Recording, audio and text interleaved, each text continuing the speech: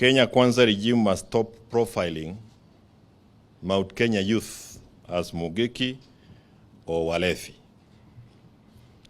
We call on critical institutions, among them the Independent Policing Oversight Authority, IPOA, Kenya National Commission on Human Rights, and the National Cohesion and Integration Commission to investigate the conduct of police at DCI offices and the statements by government officials on the so-called resurgence of Mungiki sect. Any attempts to profile and vilify the community or to claw back gains made will be resisted very strongly. We will resist KK regime economic policies that are designed to oppress, deprive, or curtail economic opportunities of any of the communities that make up the state known as Kenya. Many of you might recall that back in the 80s and before, we had the cooperative movement. It was the first line of attack by the Moi regime. Many from Mount Kenya went under. We now can see another onslaught on the chamas, the merry-go-rounds, another onslaught on those groupings that are quite predominant within Mount Kenya.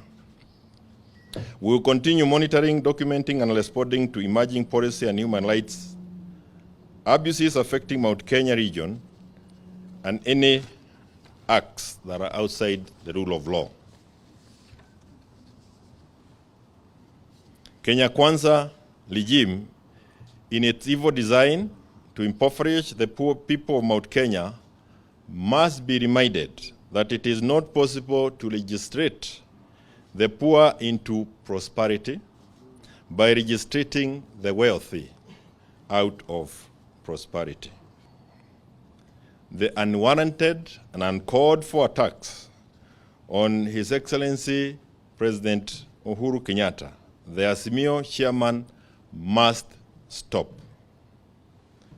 We have said there before, and we want to repeat again, to some of those elected or holding elective positions within Mount Kenya, that in the past we have witnessed the reign of buffoons within Mount Kenya, and especially immediately after the death of President Jomo Kenyatta.